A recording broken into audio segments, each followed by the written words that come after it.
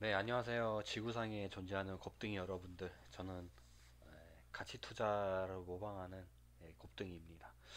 이번 비리수첩에서 포스코가 뭐 부채가 증가하고 있다고 지금 그러는데 그거 다 옛날 얘기예요. 언제 적 소리를 하는 거야 지금? 응? 답답해가지고 한번 보여드리겠습니다. 지금부터. 실적이 상당히 개선이 되었다라고 전 지금 보고 있어요. 그게 언제적 얘기냐면 어, 여기 나오죠. 부채가 진짜 미친 듯이 증가해요. 이거 이렇게 증가할 수가 없어. 정말 미쳤어요. 막 차입금이 뭐 7조 원씩 증가해 버려. 이거는 가치 투자자들은 여기 투자를 안 해. 이거 16조. 와, 이거 두 배나 증가해서 2년 사이에. 정신이 나간 거야, 정신이 이건. 응? 아니 너희들이라면 이렇게 빚을 많이 이게 지고 살겠냐고. 지도난이라고 막 쓰는 거야 이게. 그때는 그냥 호실적이었지 그래도.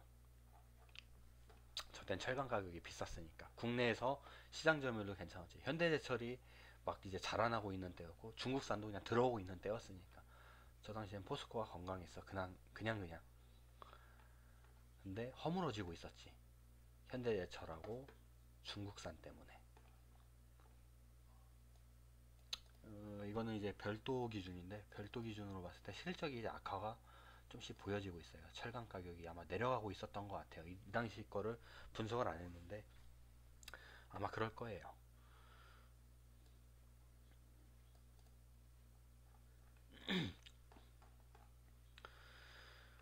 뭐 별도도 마찬가지예요. 별도 기준으로 봐도 뭐 차입금이 막 증가하고 있어요. 이거는 기업이 잘못된 방향으로 가고 있다라는 신호예요. 그럼 왜 이렇게 증가하느냐? 그걸 또 봐야겠죠?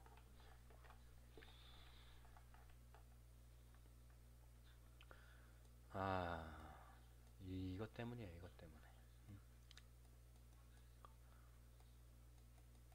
설비 투자는 뭐 해야 되는 거니까 당연히 해야 되는 거니까 그렇다 치고 이걸 안 하면 안 되지. 설비 투자를 함으로써 규모의 경제를 수립을 해야 돼. 규모의 경제를 달성을 해야 포스코 같은 회사들은 진입장벽까지는 아닌데 강점이 될 수가 있지.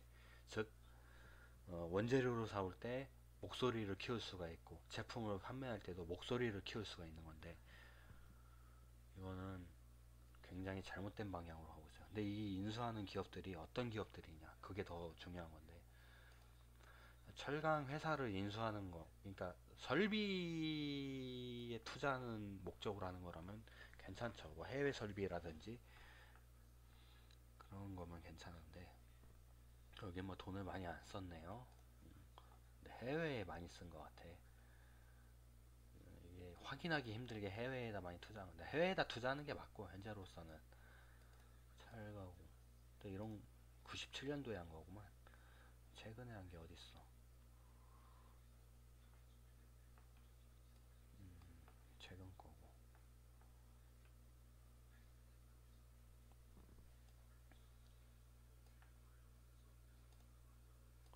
여기다 더 추가로 이렇게 투자를 하고 있네요. 자동차 강판, 스테인리스, 냉연,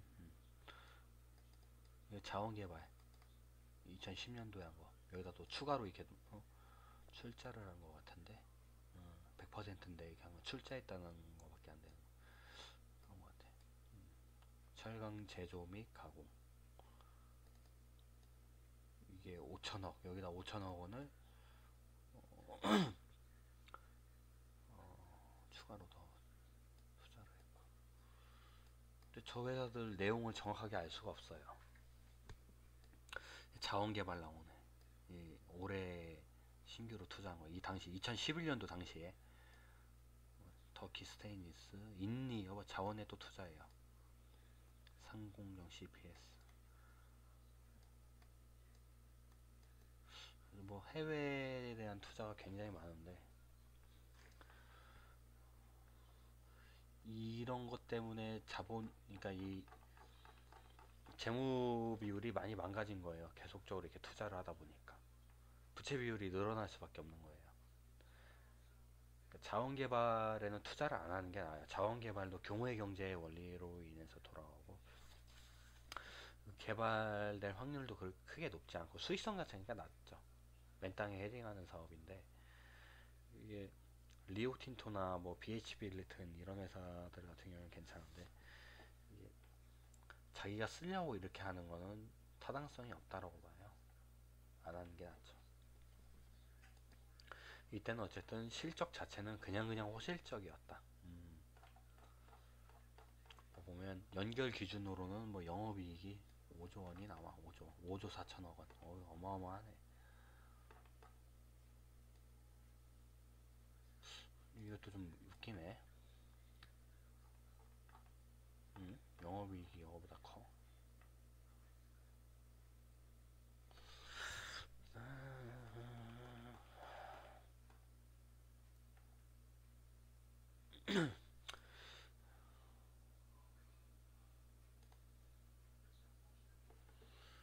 2013년도 이때는 좀 이제 반전이 돼요. 이것도 한번 살펴볼게요. 뭐 좀 하나만. 정상적으로 돌아왔네. 자, 이때도 이제 회장이 정준양이었어요. 이분 정준양 회장 이분이었는데 어디 한번 보자. 임원. 네, 정준양 씨였는데 이제 좀 정신 좀 차린 모양이긴 해요. 뭐 부채를 조금씩 줄여나가고 있죠. 차입금이 어느 정도 줄고 있고 전체적으로 그렇지 않네 이 당시에도 연결 기준으로 그런데 아까 별도 기준으로는 안 그런 것 같았는데 한번 볼게요. 별도 기준은 별도 기준은 감소하고 있네.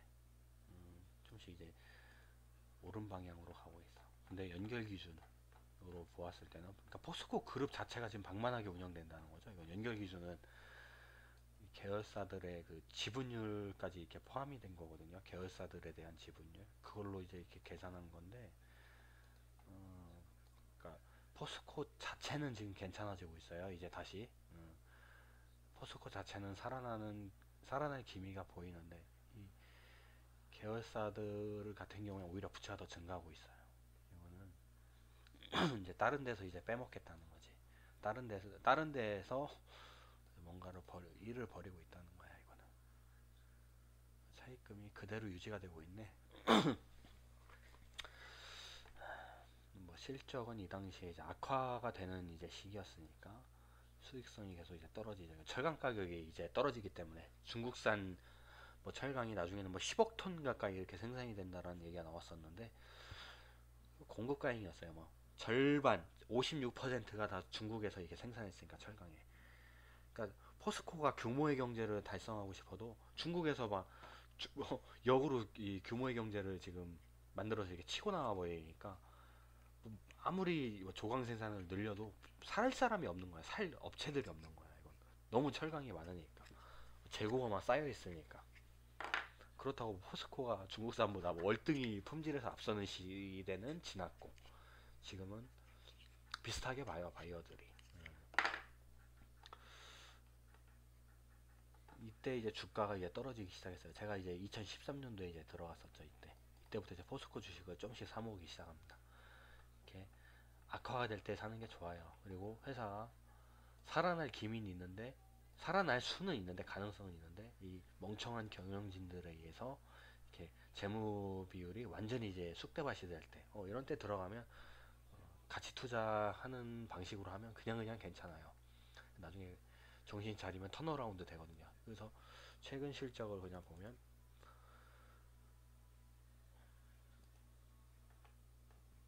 뭐 회사 이것저것 막 팔아제끼고 그랬어요, 진짜. 재작년에 많이 나오던 이슈인데 알짜배기에서 많이 팔아치우고 해가지고 부채가 많이 감소했어요. 연결 기준으로 볼게요. 연결 기준으로 봐도 많이 감소했죠, 뭐 이게.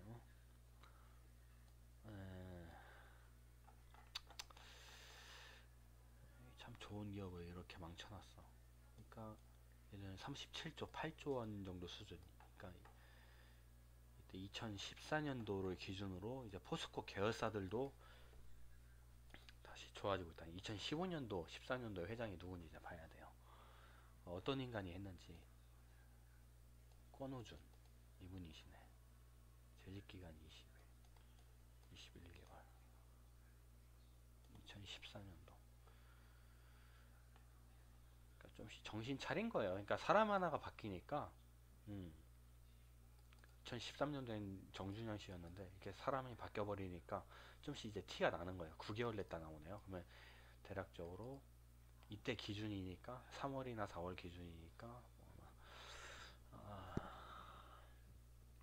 2000 중순쯤에 했겠네요. 뭐 2014년도 뭐 중순쯤에 이렇게 오셨던 것 같아요. 음, 회사가 이제 좀씩 살아나는 거예요. 그러면서 그 별도 기준으로 보면 아주 다이나믹하게 개선이 돼요. 정말로. 어, 정말 사고 싶은 주식이에요. 그러니까 이렇게 턴어라운드 되는 이게 신호예요. 이게 턴어라운드 되는 신호예요.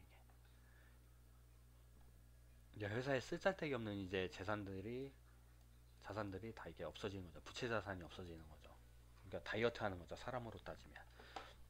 암에 걸릴 확률이 줄어드는 거예요. 오늘 연구 결과 나왔죠. 뭐 암에 걸릴 확률이 비만하고 이렇게 좀 어, 선형관계에 있다라는 식으로 이렇게 나와 있었는데 실적이 개선됐죠. 이 실적 개선된 거는 부채랑은 상관없어요. 이거는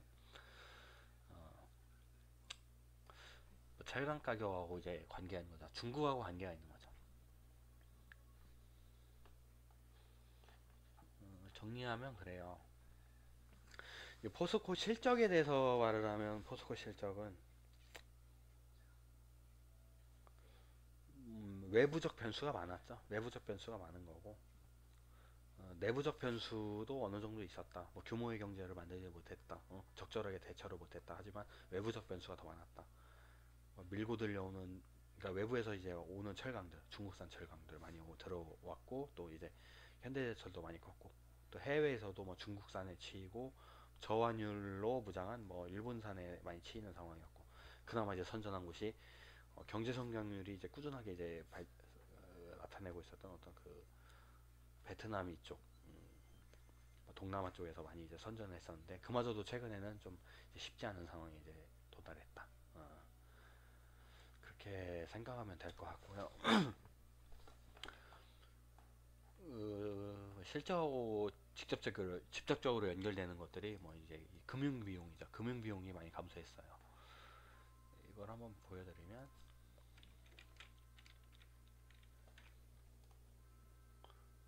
하고 있구나. 금융 비용, 이자 비용 이게 이 당시에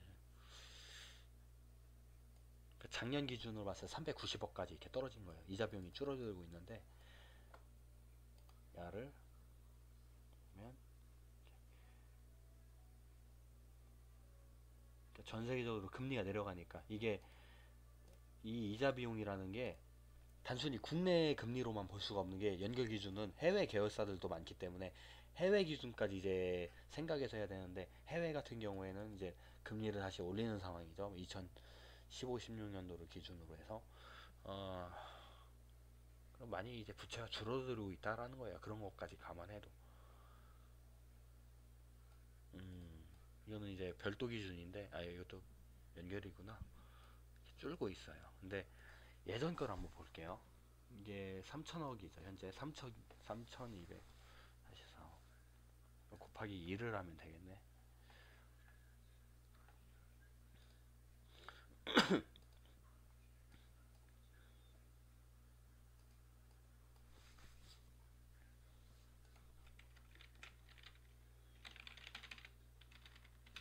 이게 별도 기준일 텐데 별도가 저렇게 나와.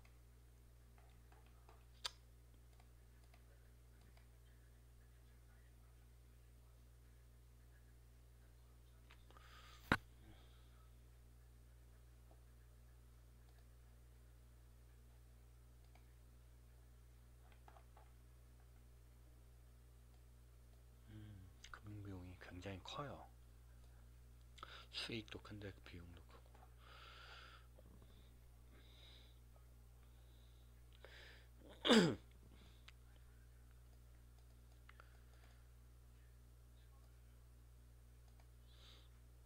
예전보다 감소한 거는 어떻게 보면 금리 탓이 큰 것 같은데, 이렇게 보면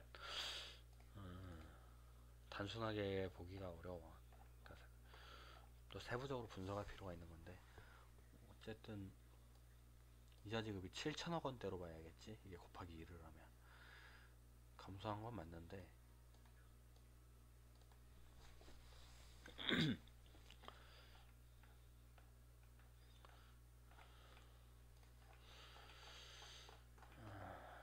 이게 맞다. 계열사들 팔아먹은 것까지 생각을 해야지. 그 부실된 계열사들 막 이것저것 팔아먹고 그런 걸로 또 내가 깜빡했네. 그러면 차라리 별도 기준으로 해서 이렇게 해석하는 게 낫겠구만. 2016년도 거로 봐가지고. 아, 참나. 이렇게 해도 전기 역으로 기준으로 했을 때 240억이고,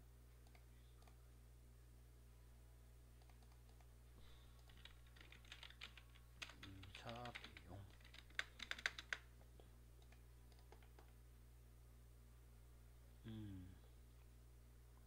그건 아닌가.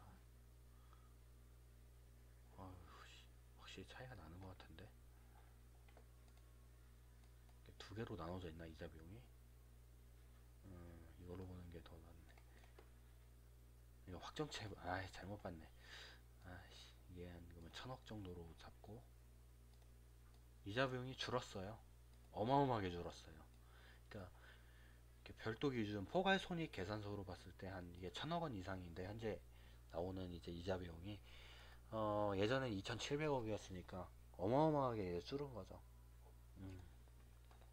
다이어트에 성공한 상태예요, 지금이. 지금 현재 실적, 아까 이 실적이 많이 이제 좋아졌는데, 영업이익이 뭐 2조 7천억 원이 나왔어요, 올해. 이게 감사보고서에 올해 또 제출한 게 있거든요. 그러니까 현재 실적이 호실적에 있는 거예요, 현재가.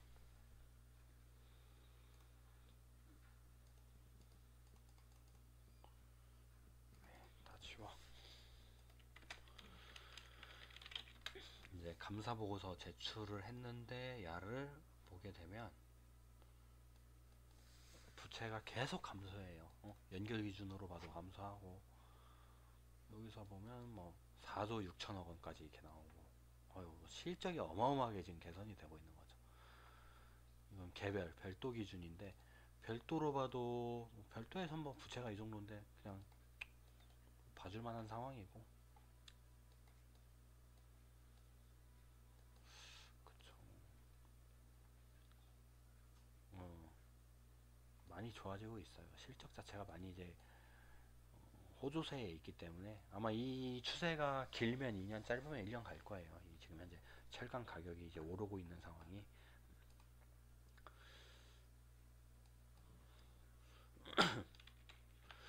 현재 뭐 이제 부채가 줄고 있다는 건 확인했고, 현재 뭐 위험한가를 봐야 되는데, 제가 볼 땐 그렇게 위험하지 않아요.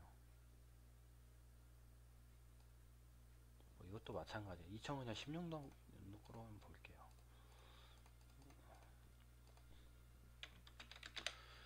2016년도 거로 봐도 엄청 느려.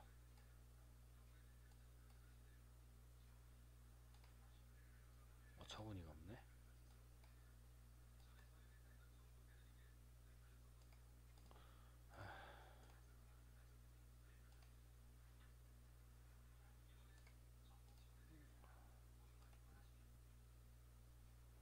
아니다 아니다. 적어볼 거 없이 감사보고서 제출한 거 그냥 보면 되겠네. 대충.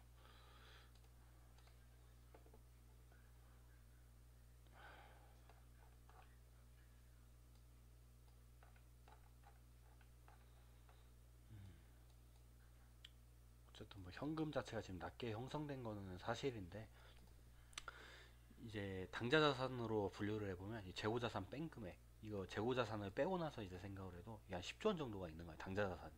근데 현재 총 부채가 뭐 이게 7조기 때문에 이거는 부도날 가능성은 사실상 없다 봐야죠. 그건 지난 거예요. 그러니까 한 5년 전 얘기를 지금 하는 거야. 4, 5년 전 얘기를 지금 이제 떠들어대면 뭐 하냐는 얘기야. 2014년도 이후로 이제 턴어라운드가 될 조짐이 보였는데 2014년도까지는 참 암흑이었는데 2015년도 실적부터 굉장히 턴어라운드가 가파르게 진행이 된 거거든요. 근데 그거를 PD 수첩이 지금 그동안 정치권에 이제 억눌렸던 거, 억압이 됐던 그 심정을 지금 토로를 하는 거예요. 마치 지금도 일어나고 있는 것처럼. 왜냐하면 권오준 씨도 어떻게 보면 정준현 씨의 끈앞풀이잖아요. 정준현 씨는 이명박의 끈앞풀이라는 것이 요즘에 이제 드러나고 있잖아요.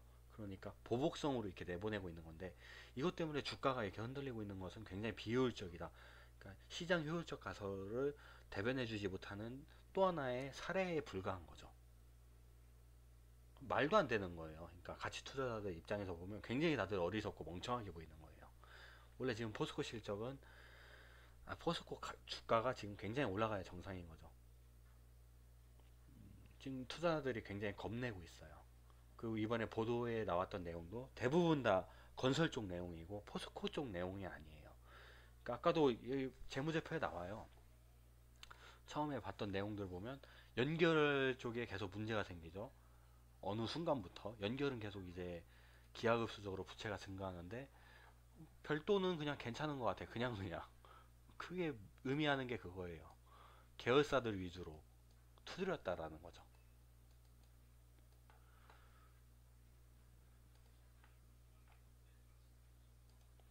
여기 보면 나오죠. 여기 보면 이게 연결 기준으로 본 건데 봐요. 여기 부채 비율이 이렇게 됐다라는 거는 이게 정확한 팩트예요. 보시면 아실 거예요. 야는 감소하고 있잖아. 근데 이거랑 합쳐진 금액인데 이게 연결된 거니까 야는 살짝 증가하고 있어. 그러면 이 계열사들은 어마어마하게 빚이 증가하고 있다라는 거예요. 이거는 왜냐면 포스코가 본체잖아요. 따지고 보면 메인이니까 계열사 그 나머지는 다 계열사고 포스코 그룹의 핵심인데 건설하고 얘가 핵심인데 포스코를 제외한 나머지는 이제 다 어마어마하게 증가하고 있는 거야. 이 재무제표에서 얘기하는 게 그거예요. 이 포스코의 어떤 그 지배하에 있는 기업들의 그 빚이 미친 듯이 증가한다는 거지. 빼면 되는 거니까 여기 얘에서 얘를 빼면 그 금액이 나와요. 그 지분법으로 이렇게 따져가지고 그게 나오는 건데 미친 듯이 증가한 거야 이거는. 그러니까 아까 내가 처음에 봤을 때는 단순하게 해석했을 때는 이제는 좀 괜찮아진 것 같다. 많이 이제 부채 증가하는 게 좀 수그러들었다 이렇게 해석을 했는데 달리 해석을 하니까 또 이런 해석이 좀 나오는 거예요. 이게 그러니까 처음에는 포스코도 여기에 많이 가담을 했는데 지금 포스코는 이제 손을 떼고 있는 상황이에요. 어떻게 보면 손을 뗀다라기보다는 좀 이제 적극적인 입장이 아닌 거죠. 그걸 지금 보여주는 거예요. 이 숫자가 의미하는 건 그거예요. 이때부터는 이게 언제야? 그러니까 2013년도, 12년도, 11년도부터 아마 이럴 거예요. 11년도부터는 이제 좀씩 이제 흐름이 달라진 거예요. 2012년도, 12년도부터 흐름이 포스코 중심에서 이제 계열사 중심으로 가버린 거예요. 문제가 이 악의 손길들이 우리가 흔히 말하는 그 대통령 그 각하의요. 각하의 이제 그 힘이 이쪽으로 이게 쏠린 게 아닌가 그렇게 싶어요. 지금 보니까. 그러니까 굉장히 오해가 많아요. 뭐 포스코 건설 지분도 작년인가 재작년인가 이렇게 사우디 쪽에다가 한 절반 정도 매각하고 뭐 공동회사예요 지금. 공동 투자회사지 단일 투자회사가 아니에요. 단일 계열사가 아니에요. 그런 거를 봤을 때는 LCT가 분양이 안 되면 이제 그 LCT가 예를 들어서 개발하다 망하잖아요. 앞으로 뭐 다 건설되고 나서 분양이 안 돼가지고 미분양 사태가 이렇게 속출해. 근데 부동산 경기가 앞으로는 이제 마이너스 방향으로 좀 갈 것 같은데 금리도 그렇고 금리를 봤을 때 그렇게 갈 거예요. 그건 예전부터 알고 있었는데 그런 것을 감안했을 때는 뭐 미분양이 될지 안 될지 뭐 봐야 알겠지만 그런 것도 뭐 무시는 못하는 상황이에요. 그러면 그래도 그 책임 전가율이 많이 낮아진 거죠. 이제는 좀 자유로워졌어요. 그러니까 사우디도 괜히 피해보고 있는 거예요. 지금 그 엉뚱하게 이상한 주식 하나 샀다가 사우디가 인수를 언제 했는지 기억이 안 나네 지금. 헷갈려가지고. 하여튼 뭐 내가 말하고 싶은 건 그거예요. 좀 보복성으로 이렇게 감정적으로 MBC가 이거 좀 두드리고 있는 거예요 지금 한마디로. MBC가 한마디로 말하면 빡 도는 거죠. 근데 좀 시기가 너무 지났다. 응? 지금 투자자들이 이렇게 어설프게 생각할 것이 아니다. 그 기자들도 좀 생각 좀 하고 나서 보도를 해야 돼요. 지금 그렇게 보도를 하고 나서 현재는 호실적입니다. 실적이 많이 좋아졌다. 최근에 알짜자산 팔아가면서 알짜자산 판 거는 얘기하면서 왜 현재 부채가 증가하고 있다라는 식으로 얘기를 하는지 알 수가 없어요. 말도 안 되는 얘기하는 거지. 잠깐만 이것도 한번 살펴봐야겠네요. 마지막으로 영업이익 어딨냐? 2조 5천. 괜찮네.